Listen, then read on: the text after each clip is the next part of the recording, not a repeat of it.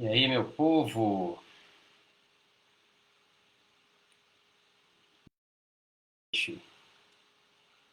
Mais uma vez estamos aqui, né, unidos. Esse momento da gente tirar aqui um tempinho, sair desse frenesi, né, da nossa vida, né, da nossa operação, das nossas responsabilidades mundanas, que são importantes também, claro, mas tão importante quanto é também as nossas responsabilidades no nosso aprimoramento e desenvolvimento enquanto gente, enquanto pessoa.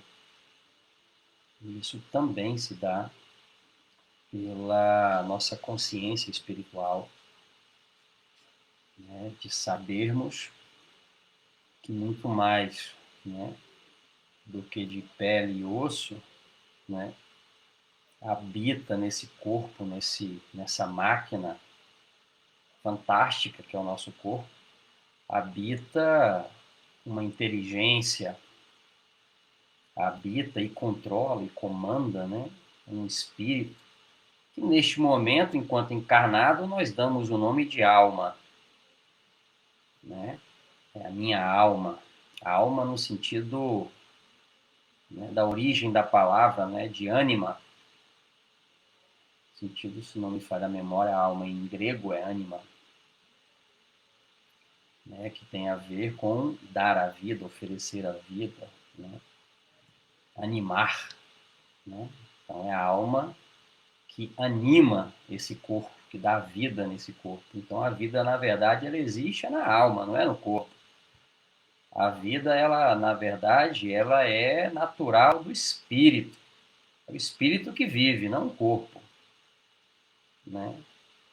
E aí a gente entendendo um pouco mais, né, a respeito do espírito, da vida espiritual, faz com que esse corpo ele seja animado ou seja conduzido talvez de uma maneira mais equilibrada, mais harmônica, faça mais sentido, né? E é assim que a gente vai caminhando, né? E a gente vai trabalhando.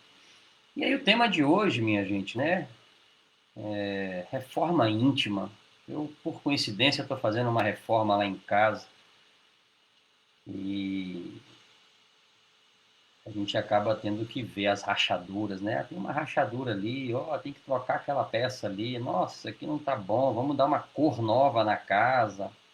Poxa, já que está aproveitando, está fazendo isso tudo, então vamos aproveitar também e já mexer nisso aqui. É uma reforma de casa que muitos de vocês já devem ter passado. Isso está acontecendo comigo, né? E isso me fez refletir também a nossa necessidade, né, de fazer a nossa própria reforma. E aí, nesse momento agora, a gente acabou tirando as coisas, né, envelopando para ter espaço, para a gente poder enxergar. A gente vai lá, o cara vai lá, dá uma cutucadinha para ver se aquilo lá tá bom ou não tá. Se não tiver bom, ele cava, né, ele cutuca lá, raspa para poder tirar a parte que não presta e depois preencher com massa e dar uma tinta nova, né? E aí, fazendo analogia à nossa reforma íntima, é a mesma coisa, minha gente, não muda muito não, né? É necessário, para reformar, é necessário cutucar, né? É necessário raspar, ver se aquele mofinho que está ali é só superficial ou ele penetrou, né? Muito importante isso. Mas assim, a gente vai fazer a reforma para quê, minha gente? Né? Assim, eu estou fazendo a reforma da minha casa porque eu pretendo ficar na minha casa pelo menos mais alguns anos e pretendo fazer com que esse meu lar ele seja um lar, né, mais organizado, né, e mais duradouro. É a mesma coisa com a gente. A gente precisa de um lar, a gente precisa de uma estrutura para que esse espírito se manifeste uma estrutura mais organizada, mais duradoura. E a reforma é assim, né, minha gente? Nesse processo, né, de reforma, tão falado, né, nos centros espíritas do mundo inteiro, o grande desafio, né, desse nosso estágio espiritual é, de fato, né, o nosso processo de aprimoramento. A gente já passou por tantos outros estágios, né, mineral, vegetal, animal, e esse momento agora, o nosso grande desafio é esse aprimoramento, essa reforma baseada nos pilares da moral, o aprimoramento da moral, né? É isso o nosso grande desafio.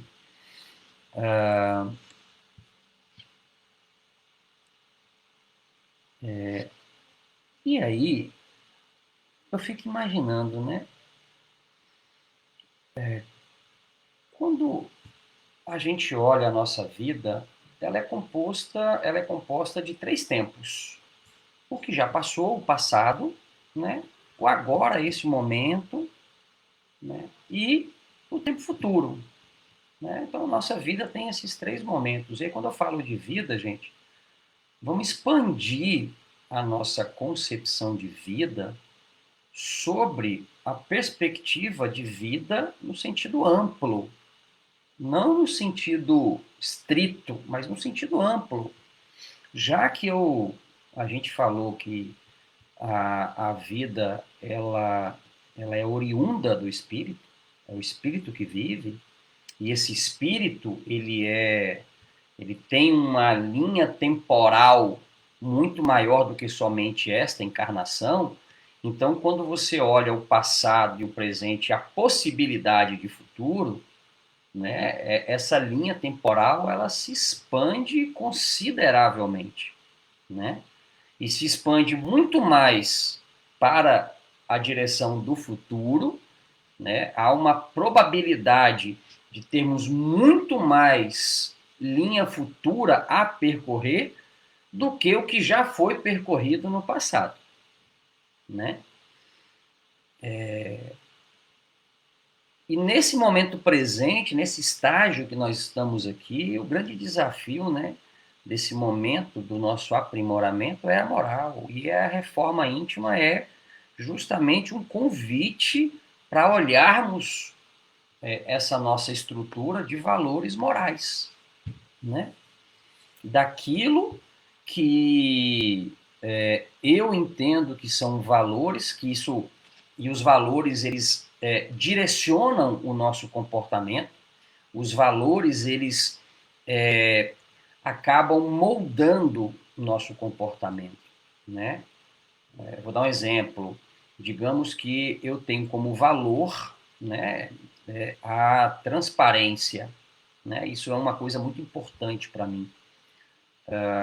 E se por um acaso eu estou numa relação que ela não é transparente, o meu comportamento é de insegurança, o meu comportamento é de desconfiança, e se por um acaso acontece dessa transparência ser quebrada, o meu comportamento é de mágoa, é de tristeza, é de dor, é de raiva, é de revolta, e que pode chegar até a agressividade, né?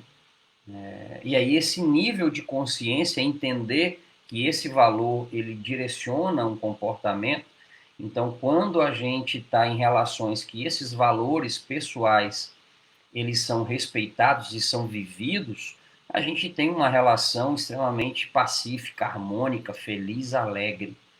Quando a gente está numa relação que esses valores eles são contraditórios, eles não são respeitados, eles são lesados, a gente tem uma relação também desequilibrada, uma relação desconfortável, e a partir disso deriva-se uma série de comportamentos, né?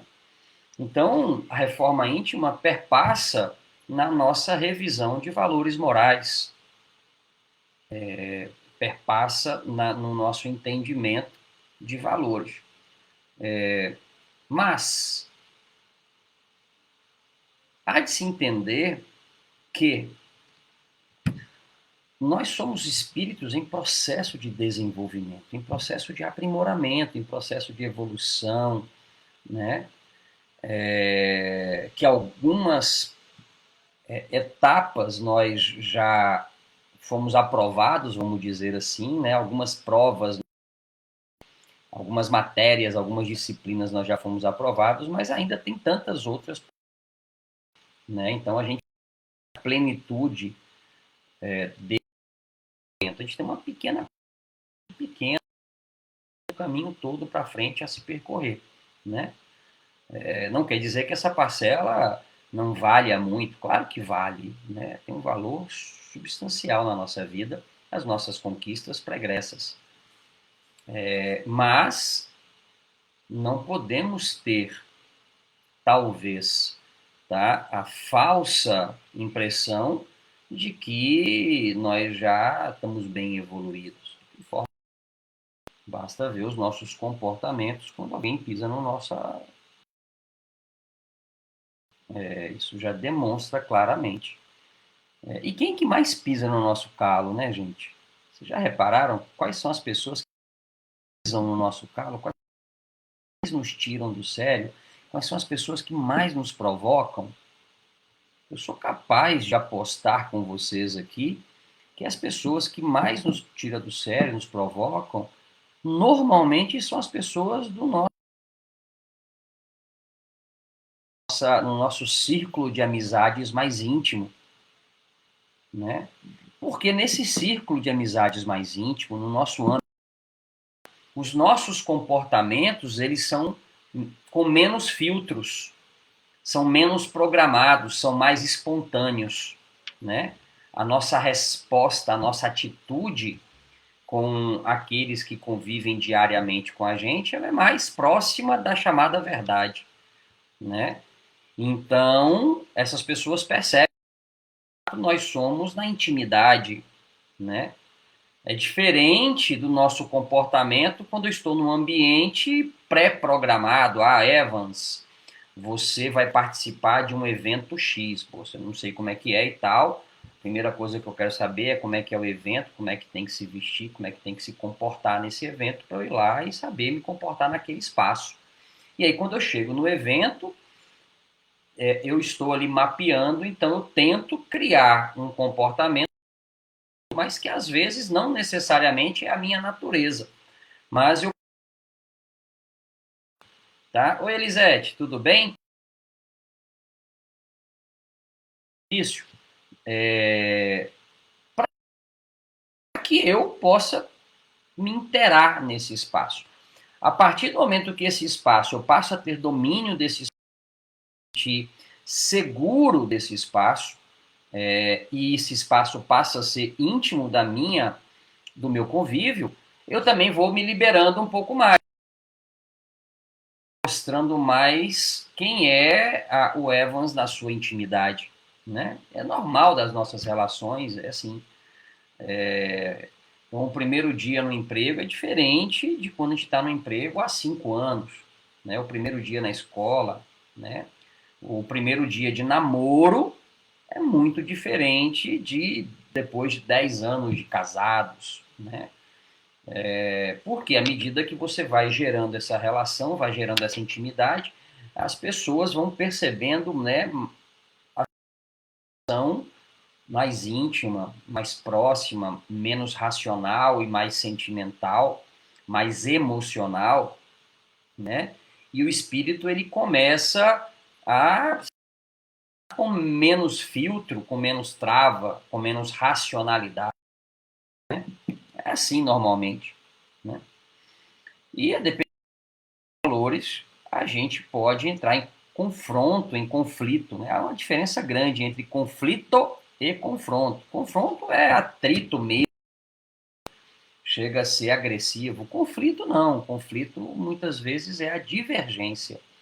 E se nós temos uma maturidade emocional, né, um autoconhecimento, se nós temos um equilíbrio, né, e um discernimento das coisas, diante da diversidade, diante do conflito, você acaba construindo ou revendo ou, né, o seu olhar diante das coisas. Então a diversidade, o conflito, ele é super produtivo, porque cada um enxerga a vida e vive a vida à sua maneira, à sua forma, lembrando que cada um está num determinado momento da sua vida, onde cada um tem várias virtudes e vários vícios, como assim eu também o tenho, conforme cada um valoriza mais determinadas coisas e menos outras, assim como eu posso ter valores do seu. Isso não quer dizer que eu sou melhor ou pior do que você e vice-versa. Quer dizer apenas que na nossa história de vida, seja nessa ou seja vida quando eu falo material aqui, né, no plano material, seja nessa encarnação ou encarnações passadas, isso foi moldando, né, o nosso espírito e criando uma bagagem de valores, mas também de traumas que a gente precisa aprender a expurgar e a lapidar, né? E essas pessoas que nos conhecem na intimidade são as pessoas que mais provocam e mais nos dão oportunidade desse tipo de comportamento, porque elas nos provocam comportamento. Então, se eu quero mudar o comportamento, eu preciso ter essa revisão e entender e ter essa consciência. Eu preciso ampliar a minha consciência sobre mim mesmo, do porquê que eu estou reagindo, porque o comportamento nada mais é do que uma reação, seja ela consciente ou inconsciente. Mas o comportamento é a forma como eu reajo. E se o meu nível de consciência ele é maior, mais ampliado a respeito de mim e do outro, eu tenho a oportunidade de, ao invés de apenas de agir, agir de maneira positiva, agir de maneira proativa, agir de maneira colaborativa, agir de maneira consciente, de maneira caridosa. Né? Mas se eu não tenho esse nível de consciência ampliado, muitas vezes instintiva. E aí, às vezes, essa minha reação do instinto é um comportamento, né, instintivo. Muitas vezes até porque tem da nossa experiência quando nós estávamos no mundo animal. Vocês entendem isso? E que tudo tem a ver com a nossa capacidade de consciência a respeito do conhecimento, a respeito dessa lógica da vida e do nosso espírito e do nessa lógica da vida. Então, ponto número 1 da reforma íntima.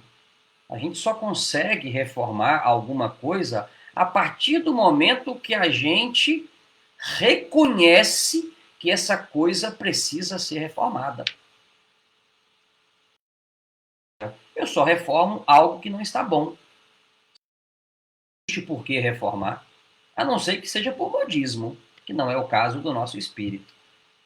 Né? O espírito ele é atemporal, então não tem moda para o espírito. Né? Então, só posso reformar algo que não está legal e eu preciso reconhecer que tem algo que não está legal. Eu preciso aceitar. E a primeira aceitação tem que ser em mim. Eu preciso me aceitar que tem algo em mim que não está legal. Só a partir da aceitação é que é possível começar uma reforma. No momento que você identifica quais são os pontos que necessitam de reconstrução, precisam de reavaliação, precisam de cutucar, igual a casa, né? A gente ir lá e achar lá uma infiltração e cutucar até achar o lugar, tirar, colocar uma massa nova aí, o ponto de infiltração, naquele ponto de infiltração da água. É a mesma coisa com a gente. Eu tenho que cutucar. Eu tenho que ver da onde que está gerando aquele causa daquele problema e cutucar, gente, quando a gente vai cutucar o outro, caramba, né? A gente não está sentindo nada, a gente não tem. Agora, quando a gente se cutuca, a gente é cutucado, aí é que o bicho pega, né? E é justamente isso, a reforma. E a gente está nesse processo, talvez, com uma consciência ampliada. Por quê, minha gente?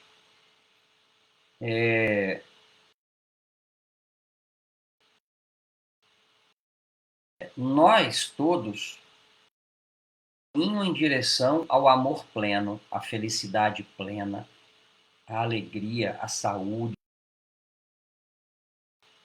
Esse é o nosso destino de todos, não só do meu, mas até mesmo daquele que hoje se encontra no maior estado deplorável, seja de raiva, de mágoa, de miséria espiritual falando, não miséria de riqueza, porque tem tanta gente que tem poucas posses, mas tem uma vida,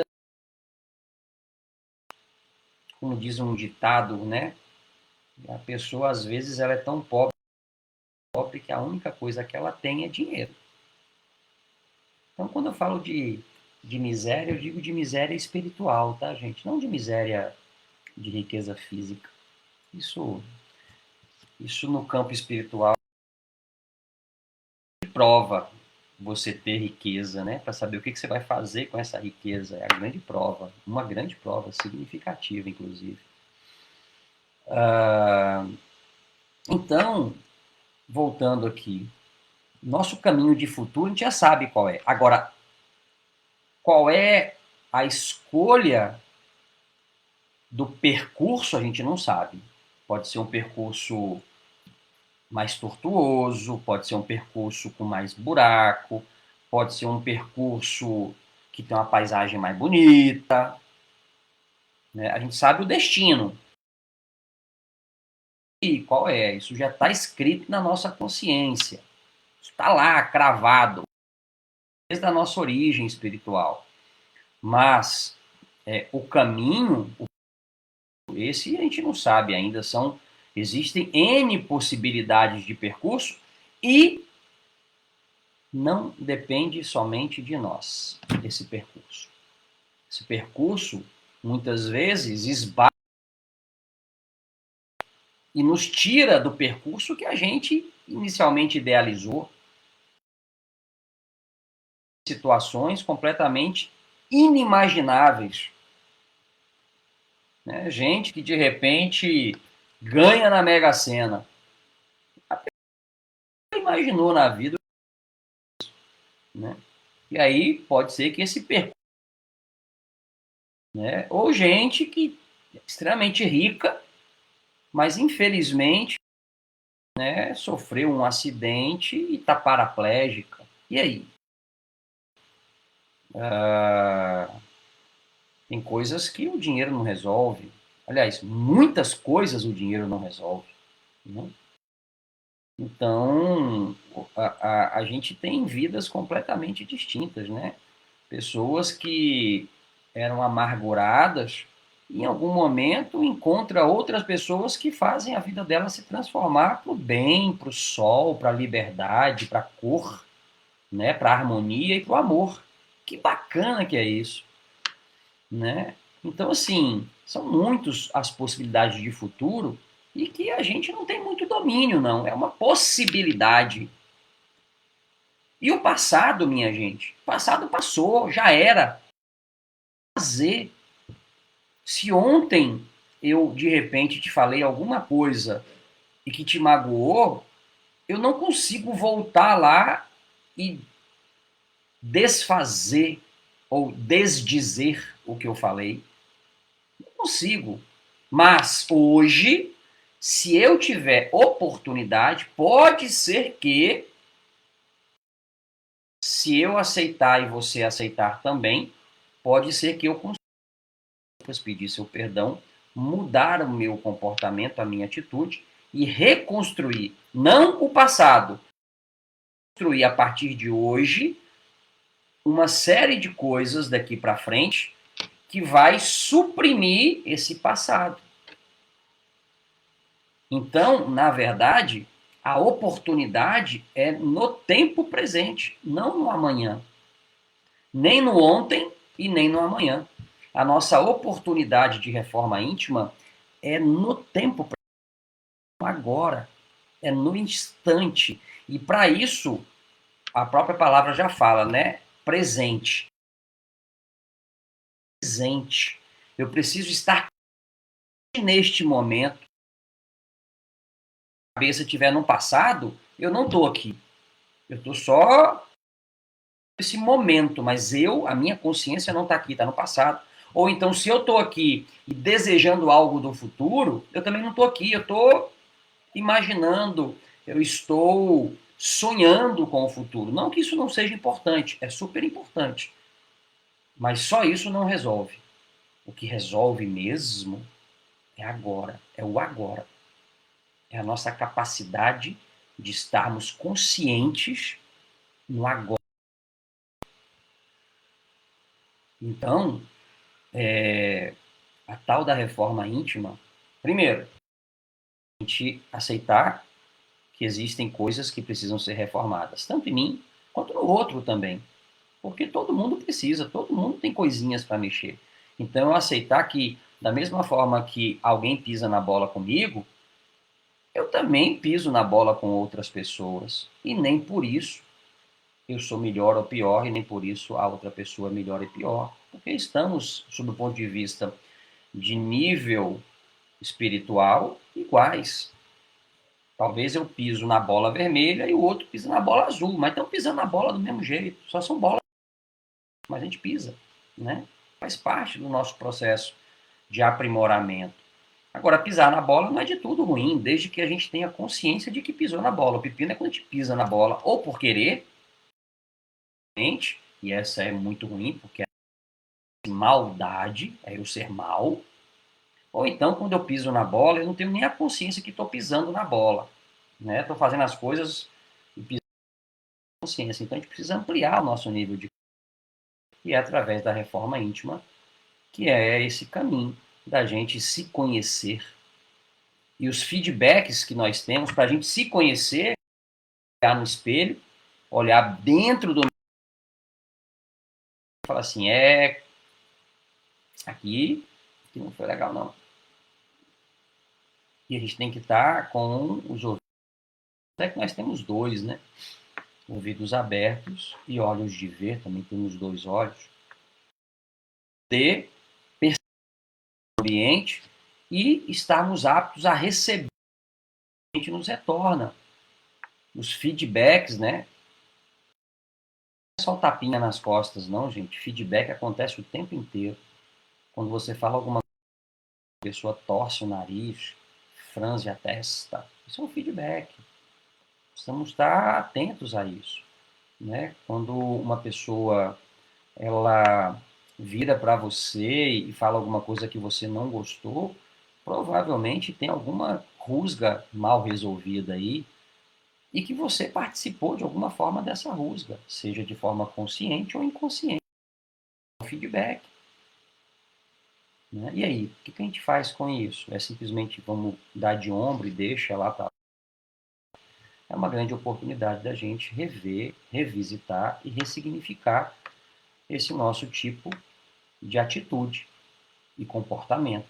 E lembrando que os comportamentos eles são direcionados pelos nossos valores, pelos nossos aquilo que a gente tem como coisas importantes na nossa vida, que nada mais é do que a nossa moral. A nossa moral são as nossas cartas de valores pessoais, né? Então eu preciso rever essa carta de valores pessoais dentro de uma ótica cristã, dentro de uma ótica do amor, dentro de uma ótica da lei divina, porque é a lei divina que rege a vida. Então, se a visão da minha carta de valores que é sobre a lógica da lei divina, eu estou me ajustando à regra da vida. Então eu vou ter comportamentos, porque os valores condicionam o comportamento, e favoráveis à lógica da vida. Mas se eu tenho valores que não são estruturados dessa forma, eu posso estar tendo comportamentos, né, que vão contra a lógica da vida. E aí, que nem a Elisete coloca aqui, tropeço, né? E quando a gente tropeça, às vezes é pequenininho, mas às vezes você tropeça, você torce o pé, você rala o joelho, você bate a cabeça no chão, né? Dependendo do tropeço, o, o machucado é, né, mais intenso, né? Então, minha gente, foi só essa reflexão aqui de hoje, né? Espero que faça sentido para vocês também pararem esses 20, 30 minutinhos aqui, que é a nossa proposta, 20, 30 minutinhos, para eu poder estar pontos de vista, né, algumas reflexões, que na verdade, para mim, viu, minha gente, acho que eu estou falando muito mais para mim, me puxando a orelha aqui, né, mas é muito na intenção e na bondade de compartilhar com vocês esse meu olhar, e se isso fizer sentido, minha gente, estamos aqui junto, todo mundo junto e misturado nessa nossa vida aqui, tá bom?